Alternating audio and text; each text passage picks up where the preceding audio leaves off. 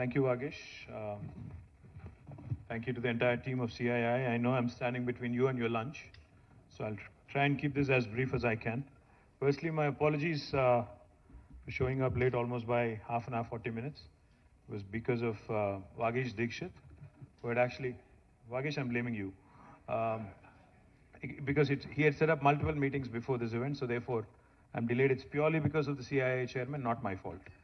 And secondly, now Vagesh, I know your trick, how to fill the room. Awards इतने ज़्यादा दे दो कि room भर जाएगा और ओवरफ्लो हो जाएगा और सभी लोग आ जाएंगे. मैं सोच रहा था मेरे को सुनने के लिए लोग आए यहाँ पे, बट अभी लग रहा है कि अवार्ड लेने आए तो. But thank you anyways, Vagesh, for making me feel good. Thank you, Suchitra Garu, for flying in from Bangalore. I have to remind you that this is your base. Bharat is here. So you should not go to Bangalore and Vizag very often. You should stay here more often and do more business, write more checks, continue to expand, continue to create more vaccines, continue to consolidate our position as the vaccine capital of the world. Thank you very much. Yes, absolutely. Very, very, very often. And thank you for writing a check yesterday as well. Jalachari was there, for the Sania Mirza farewell exhibition match. Thank you very much for that as well. Jayesh, the other Jayesh. Thank you, Jayesh. We have my principal secretary, Jayesh Ranjan, the incoming chairman, Shekhar Reddy Garu, and of course our visitor guest from Kerala, who I dragged on incidentally.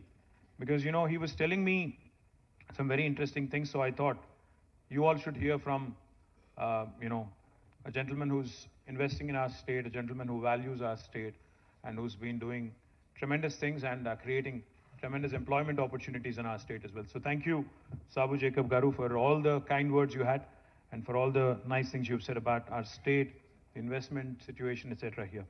And to all the award winners, congratulations. Those who haven't won the awards, still congratulations to you as well, because I'm sure there is plenty that Vagesh has, which he will be sharing with you in days to come. Since this is my last meeting before this election, before the next general election, that is the last CII annual meeting, let me also do my fiduciary responsibility and ask you to vote me back to power and ensure that we come back as a government in 2023. I'm guessing by the applause that I'll come back, so I'm hopeful. Quickly, I'll just I do have a written speech, Vagesh, but ज़्यादा नहीं जाऊँगा उसमें. Just quickly, I'm sure you've been following what all has been happening in Telangana in the last few weeks, few months, couple of months in fact, and some very, very interesting and exciting things happening. We just concluded BioAsia, which is one of Asia's largest premier events, and some very exciting things have unfolded there. In fact, back in 2021, in the midst of the pandemic, we had conducted BioAsia in a virtual mode. And we made a commitment to ourselves that the current ecosystem valuation back then, 2021, of life sciences industry in Telangana and Hyderabad, and Telangana, not Hyderabad alone, but Telangana, was about $50 billion, and we'll double it by 2030, was what the ambition that we had set for ourselves. But what happened sometimes, is really good. From 50 billion in 2020, we actually went to 80 billion in 2022. So a 30 billion increase in just about two and a half years, which was a huge surprise for us as well. Because I think after the pandemic, the world has realized that we need to invest more in healthcare, we need to invest more in life sciences, we need to ensure that this brilliant industry which saves lives needs to be focused on. So therefore, governments across the world, I think institutions across the world, individuals across the world have started investing more and more in life sciences, and therefore the valuation just jumped from 50 to 80 billion in a span of 2.5 years. So we had the good challenge of resetting our target, because the 100 billion target that we had set for ourselves by 2030, we're now going to be shooting it through in 2025, 5 years ahead of schedule. So therefore we said, okay, now let's actually challenge ourselves more. Let's do a revised target. Now what we've come out with is to ensure that this 80 billion industry today becomes a 250 billion industry by 2030. It's audacious, it's bold, it's ambitious, but I think it's imminently doable. The reason why I say this is because today Hyderabad and Telangana have so many strengths that we can consolidate, that we can build on, and that we can continue to leverage on. One of the things I will tell you is, of course, the vaccine industry and how Hyderabad today is the vaccine capital of the world. 35% of world vaccines are produced from Hyderabad. In fact, 9 billion doses are produced from Hyderabad. And come next year, with all the expansion happening in the city, with Bharat, with Biologically, with Sanofi, with Indian Immunologicals and others. In fact, Serum is now setting up a center of excellence here. So all of this combined will take us to almost 14 billion doses by hopefully end of next year. Now that will make it 50% of the current vaccine production of the globe coming from one single location, that is Hyderabad and Telangana, which is a huge, huge matter of pride, matter of happiness to all of us. But how do we consolidate this? We produce 35% of global vaccines. We produce 40% of Indian pharmaceuticals. We also have the largest number of US FDA approved manufacturing facilities, pharma manufacturing facilities in the world for any single province. We have 214 units in Hyderabad and Telangana. The second largest number is actually in New Jersey, 189. So we have the largest number of US FDA approved facilities for any single province or a single state in the world.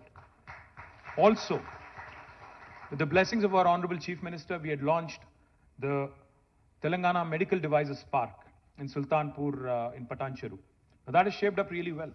We have more than 50 units running already. We have 30 more which will be unveiled soon. And we already have the world's largest stent manufacturing facility in a single location in our medical devices park. Now this is the brilliant story of life sciences in Hyderabad. We have across the spectrum of life sciences, we have various activities. Now we need to consolidate and we need to play to our strengths, and we need to also, of course, start looking at newer opportunities. So therefore, we have now, as you all know, we've been talking about it for a while, Hyderabad Pharma City, which will be again the world's largest pharma cluster, single pharma cluster. That is also on the anvil. In fact, we are in the last leg of the court cases, etc. Now it's reserved for judgment. I'm hopeful that it will come through soon. We'll attract more than $8 billion of investment. We'll create more than 500,000 jobs in the single pharma cluster. We'll add to the valuation, we'll add to number of plans that we have with respect to pharma sector. Also, we are expanding Genome Valley. We are also expanding Medical Devices Park. The demand is more than the supply right now, in fact. And I think each and every time I visit Genome Valley, each and every time I visit the Medical Devices Park, I only come back more energized and more enthused about the possibilities, about the future, about the growth opportunities, and about how Hyderabad and Telangana can continue to create opportunities for the rest of India and the rest of the globe as well. I'm very confident that life sciences ecosystem and its valuation and the targets that we have set for ourselves of $250 billion by 2030 is imminently doable, provided, of course, I'm elected back and provided I'm running the state and I continue to run the state as well. Not only life sciences, jokes apart, not only life sciences, we also have several other strengths, several other strong areas. Technology, as you all know, is again a very strong suit of Telangana. Today, Hyderabad and Telangana can boast of some of the strongest names in technology in the world.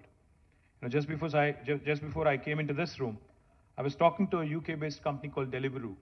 They're like the Swiggy and Zomato version who operate in 10 plus countries across the world. They have a tech development center here. It started last year. And they were telling me how swiftly they were growing in Telangana. Not only do we have the startups, we just had 2 or 3 startups, who were all awarded here. Marut Drones, Prem, Bharat and Pawan from Skyroot, the entire team of Dhruva Space. These guys are charting, the new unknown territories. In fact, nobody ever thought space tech in India would be a sector that would be talking about with optimism. But today, we have 2 Hyderabad startups. Skyroot, which sent the first private, rocket into space in first attempt successfully. I think they deserve a huge round of applause. Guys, if you can please stand up for a minute. Bharat and Pawan, did they leave the room or? They left the room, okay. So they're a T-Hub incubating and they have done really well. Even Elon Musk, by comparison, just to draw a simple comparison. Even Elon Musk and his company SpaceX had to make 3 attempts to send a rocket successfully into the orbit. But they have done it in their first attempt. The second company I'd like to acknowledge is, of course, Dhruva. Are you guys here? Okay, these boys, please stand up. These four guys, just after a week, after Skyroot had done the rocket launch, these guys have sent nanosatellites through a Thibault mission into the orbit as well. Please give them a big, big round of applause. So these are the new guys. These are the new guys. These are the change agents, as I call them, who are giving me hope. Where is Prem of Marut? Is he here? If he's here, Prem again is redefining the whole drone space. In fact, he was instrumental in working with us in launching a very unique project. Prem, that is Prem, by the way. Prem from Marut Drones. He was instrumental in launching a wonderful project called as Medicine from the Sky. When we delivered, we were the first state in India to partner with the World Economic Forum, to partner with Apollo Hospitals, to deliver medicines and vaccines from Hyderabad, Vikharabad to remote areas, to remote PHCs and other locations. Now, these are some cutting-edge, cool technologies that are going to redefine the landscape as far as we can see in India. So information technology and the technology prowess of Hyderabad. You know, we have some of the largest companies of the world whose largest bases are here. Amazon's world's largest base is in Hyderabad. Largest campus is in Hyderabad, not in Seattle. Google, Apple, Meta,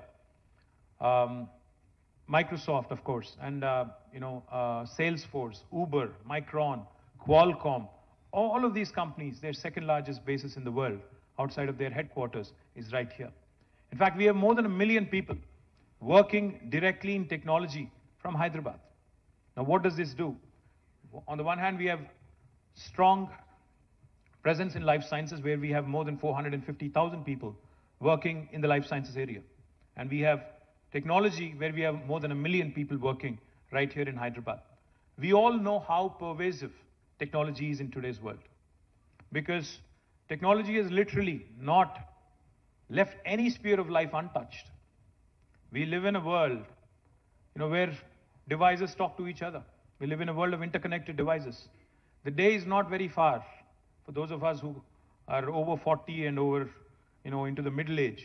Let me tell you, the day is not far when your phone is going to give a command to your car, which will in turn talk to your refrigerator, which will also in turn talk to your daughter or son, which will also in turn talk to your stereo, and make sure that everything is synchronized and you move in a seamless fashion. The day is not far. Might sound a bit far-fetched, it might sound a bit like a science fiction movie, but the day is not far. Why am I bringing that up? Technology has become so pervasive that even pharmaceutical industry, even life sciences industry is not exempt from the pervasiveness of technology. So we have Novartis in Hyderabad, who employs 9,000 plus people, who's actually only doing, out of which only 500 people are doing pure play research and development in a laboratory. The remaining people that are working for Novartis are engaged in digital drug discovery, are working as biostatisticians, are engaged in biomedical engineering, are engaged in biomedical innovation. Technology, therefore, is going to be that beautiful point of confluence for other spheres of life. If you could be a manufacturer. We have Schneider here in Hyderabad, whose factory has been rated as one of the best lighthouses in the world in terms of smart manufacturing facilities for their factories across the world. And now Schneider is a global company, but their factory here has been rated as one among the best in the world in terms of leveraging technology and bringing in practices with respect to Industry 4.0. So that is the sort of pervasiveness of technology I'm trying to bring up to your notice. I keep saying this and I can't say it enough. Hyderabad is that place where biology meets technology, where life sciences meets data sciences, where Mangoverse meets Metaverse, where paratha meets dosa, where idli meets dokla. The reason why I say this is because India needs economic engines like Hyderabad to continue to attract talent from across the country and across the world. We cannot make do with what we have alone. Of course, we want our youngsters to get lion's share of the jobs, but we also need to understand and emphasize that we need talent no matter where it is from. See, some of our youngsters from Telangana and Andhra are living in the US, are living elsewhere in the world. If they want to come back and set up shop here, they want to come back and give their learnings and give their knowledge, impart their knowledge and create enterprises here. Would we not welcome them? So exactly, you have talented individuals across the country in India today who we would want to attract.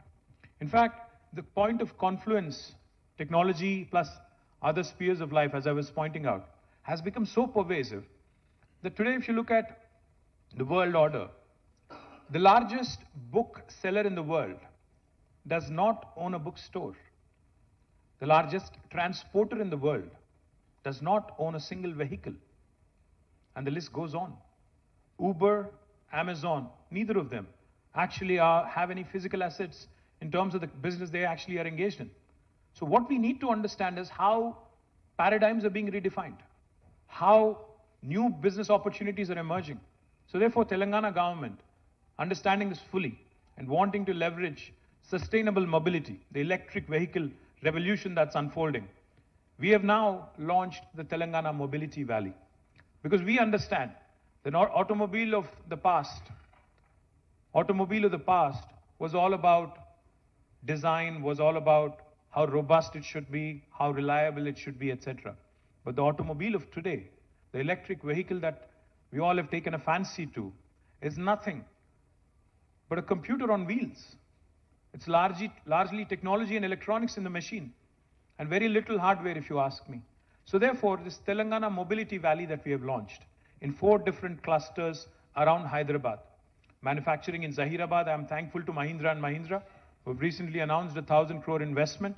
I'm thankful that they would be manufacturing electric autos, the 3-wheelers from there. It's one of their largest growing segments. Likewise, I'm also thankful to Amar Raja Batteries, who's now setting up one of their largest investments, 10,000 crores almost, in Divitipalli in Mehboob Nagar.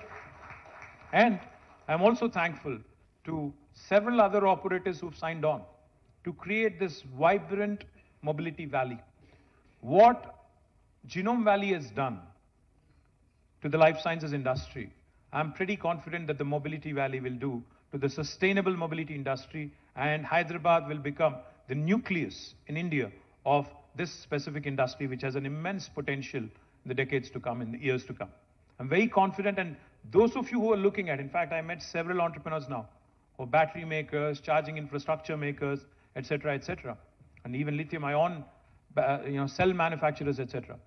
I look forward to working with you, look forward to engaging with you, and bringing more and more investment to Hyderabad. Now, another important sector that has done rather well in Hyderabad is aerospace and defense. We're very proud of the accomplishments of the aerospace and defense industry in Hyderabad. Look forward to consolidating more and more on that, because this is again a very exciting time to be a defense or aerospace player, because lots of new things are happening, lots of exciting things are happening, lots of joint ventures are happening. The world cannot do without Indian talent, without a question, because India is getting younger and younger, the world is getting older. Our median age is 27. 65% of India is less than the age of 35. So the Indian talent, which has now received a resounding endorsement from across the world, is something that we want to latch on to. We want to continue to build knowledge economy. And as part of that, in fact, aerospace and defense industry is something that I'm looking forward to with a great deal of optimism. But of course, going back to what Mr. Jacob said, he asked me the very first time we met, he said, do you want investment or employment? What is your focus? Of course, I said, I need employment. Because, as I said, we have a lot of youngsters. Every year, we have hundreds of thousands of graduates coming out of our education system. Now, government can only gainfully employ so many directly. What is the task at hand? What is the biggest challenge every government across the world has? It is the task of people management. It is the task of how do you manage this human capital, the so-called demographic dividend that is there for us, that is up for grabs. So every government across the world, not just India, needs to start assessing and looking at the kind of human resources we have at our disposal and create more and more opportunities. So when Mr. Jacob told me that Kitex is the second largest kids apparel manufacturer in the world, of course I didn't want to let him go. I said, I'll send you a flight, please come. And then he actually came in, and he not only chose to invest 3,000 crores, more importantly, is creating 28,000 jobs for Telangana. I think he deserves a huge round of applause. I'm very hopeful that with taking his lead, taking his inspiration, more and more garment manufacturers come our way. Because there are some things which are hidden, some facets of Telangana which have not been explored yet. Recently, I met a gentleman called Senthil, who's from Southern India Mills Association. He was telling me that the quality of cotton produced in Telangana, the long staple cotton that is produced in Telangana, is the best in India. He said, your cotton quality is far superior to what we use in Tamil Nadu, what we use in Gujarat, and what we use elsewhere in the country. Now, this is something that has not been explored. But all he said was, you need to purify it, you need to brand it, you need to market it, so that more and more garment manufacturers, more and more textile manufacturers come here. Now, this is a huge employment generating opportunity. We have already launched Kakatiya Mega Textile Park, where Kitex is the anchor. It is India's largest textile park in about 1250 acres. Not only do we have Kitex, we already have a unit running by Ganesha Ecosphere. We also have Youngwon, a Korean company, who's also taken 300 acres of land, who's also going to start, construction very, very soon. Now, this park alone will create hundreds of thousands of jobs. Similarly, we have ambitions to create smaller clusters of opportunity in garmenting and textiles. More importantly, electronics, another very, very exciting area. You may have seen the announcement recently, last week in fact. We had unveiled India's largest prototyping facility called as T-Works, because we want to encourage product innovation coming out of Hyderabad, product innovation coming out of Telangana. The chairman of Foxconn was here. He had unveiled T-Works. He had a great meeting with our chief minister. He has again, because there was some confusion with respect to what was said and what was agreed upon, so he issued a rejoinder yesterday, a renewed commitment yesterday, saying, I'm committed to investing in Telangana, and we have chosen Kongar Kalan, the 200 plus acres of land in Kongar Kalan, to set up our manufacturing facility. I'm very, very hopeful that with Foxconn and other electronic manufacturers coming in, not only will the local ecosystem get a huge boost, but it will create great many opportunities for Telangana youngsters going forward as well. But I can't close out without talking about what is happening in the rural area in Telangana as well. Under the leadership of our Honorable Chief Minister, we have completed, in a span of 36 to 40 months, we have completed the world's largest lift irrigation project called as Kaleshwaram. Those of you who have a doubt, you can Google it. You can just type world's largest lift irrigation project. You would see Kaleshwaram. We're literally lifting water from about 82 meters above sea level, pumping it all the way through a multi-stage lift irrigation project, multi-stage lifting system, to 618 meters near Hyderabad at Kondapochamma Sagar in Gajuel. From there, of course, Hyderabad is at 535 meters. This project not only provides irrigation potential to 45 lakh acres of land, it also provides drinking water to Hyderabad and also most of the districts en route. And most importantly, it also gives you potential to industrialize. 10% of the water is also earmarked for industrial consumption. Why am I bringing this up? Because when water is in abundance, through Mission Kakatiya to the various projects that we have completed, 5 new revolutions are unfolding in Telangana as we speak. Now, what are these 5 revolutions? The first one, of course, is the green revolution. Telangana today is competing with the likes of Punjab and Haryana in terms of our paddy production, in terms of our ability to come out with world-class food products and agriculture products. I'm thankful to ITC, who set up a large unit in Tupran with more than 1,000 crores of investment. But I'm looking forward to working more and more with you, the rest of you, who are interested in setting up agri or agri-based industries, food or food-related industries in Telangana. Because we have a problem of plenty now with respect to water, agriculture produce, and what we can do with it. We, of course, are self-sufficient. We would want to ensure that most of this is exported, and we want to continue to unfold these revolutions and latch onto these revolutions. The first is a green revolution. The second one I'll talk about is a blue revolution.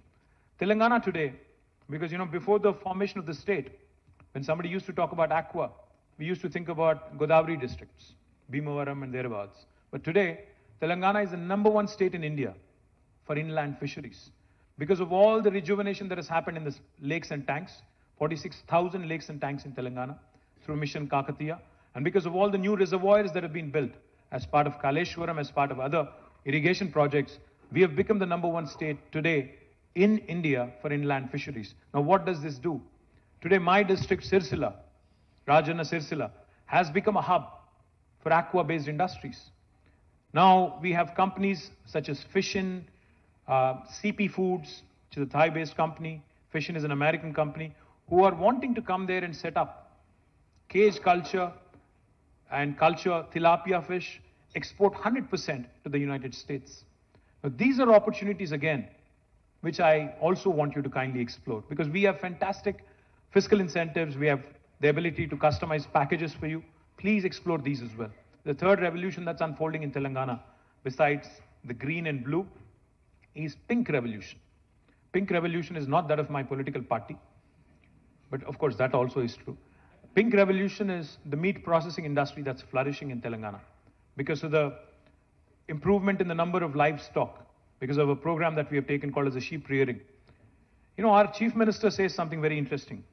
Whenever we talk about skill development, whenever we go tell him, sir, we have this brilliant new initiative of skill development, he asks rather, skill development is good, but what about the already acquired skill that we have in our population? We have people who can rear sheep, we have people who can weave beautiful fabrics, we have people who can do magic, because that is what they've learned over the years. What about them, the brilliant craftsmen that we have? So what has happened in Telangana because of the sheep rearing program is our livestock has doubled. Again, we are now one of the largest meat producers in the country. And this gives us opportunity also to create meat processing potential, not just for Telangana, Andhra, but also for the rest of the country and also possibly for international markets. The fourth revolution that's unfolding also is white revolution, dairy revolution. In Telangana, when we started our journey 8.5 years ago, our state-owned dairy, Vijaya Dairy, was in losses. But today, Vijaya Dairy has turned around. It is actually giving a dividend back to the state. Not only Vijaya Dairy, we also have Karimnagar Dairy. We have Mother Dairy in Nalgonda and Rangareddy. All of them are thriving. And therefore, you see a white revolution unfolding. And please don't underestimate the white revolution. I know of a company called New Zealand Milk Products, NZMP, from my working days back 23 years ago. There's one company which was earlier called Fonterra, or probably now called Fonterra. One company alone in New Zealand contributes to 8% of GDP of New Zealand as a country. So the opportunity to do more in dairy and dairy processing is something that you cannot undermine, you cannot underestimate. I would urge you to look at this opportunity as well. And the last one, the last revolution, the fifth revolution, that's also unfolding in Telangana. India is hugely reliant on imports for edible oils, and we want to change that. We have set on ourselves an ambitious target of 20 lakh acres under cultivation for palm oil. Oil palm revolution is typically called the yellow revolution. Now, this yellow revolution is also unfolding in Telangana. We are offering tailor-made incentives to those farmers who are wanting to get into this field. We are also offering incentives to those who want to come forward and set up oil palm factories in Telangana.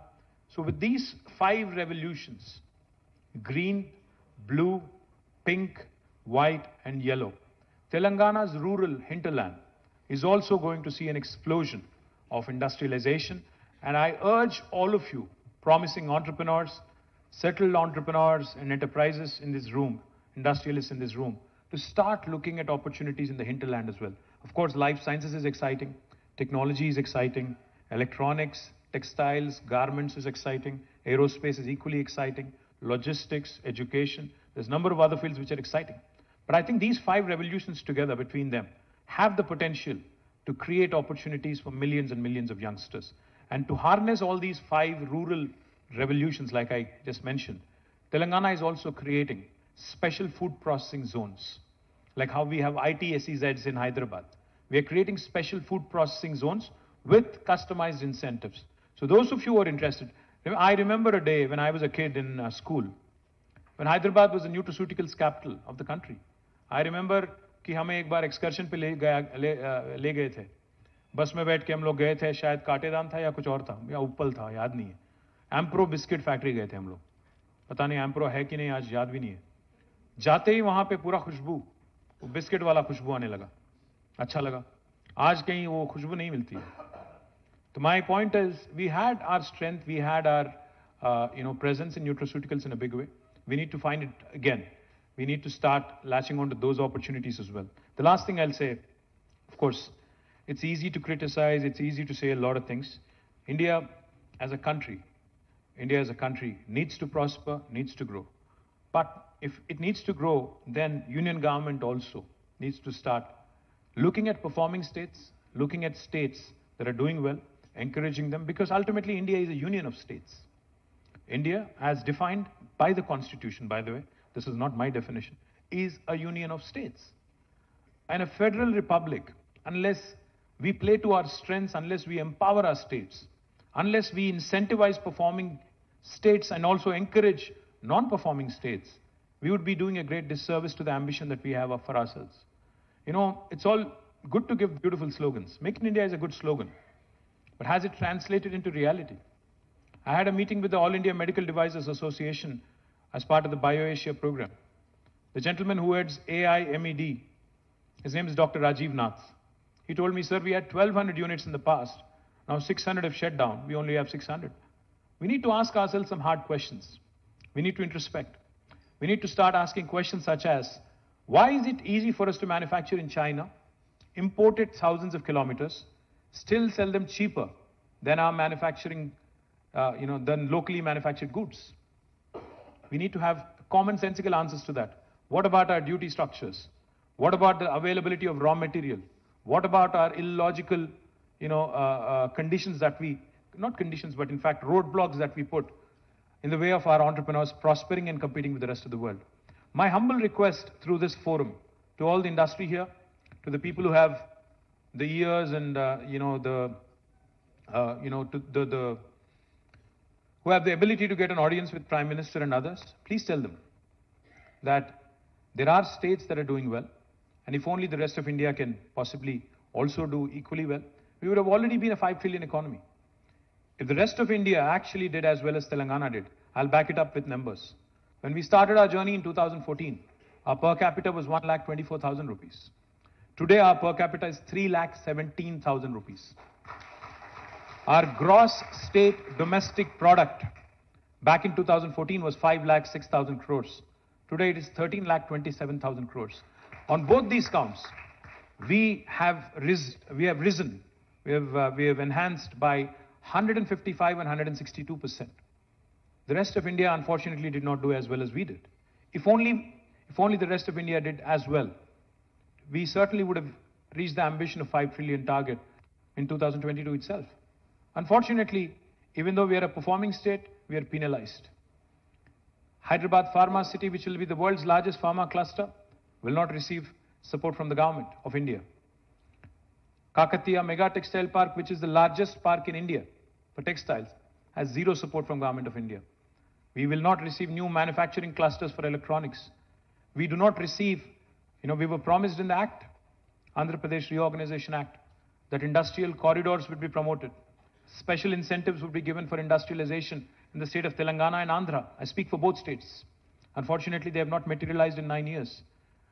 We need to ask these questions. We need to say, what was promised as part of the legislature, as part of an enactment, as part of a statute?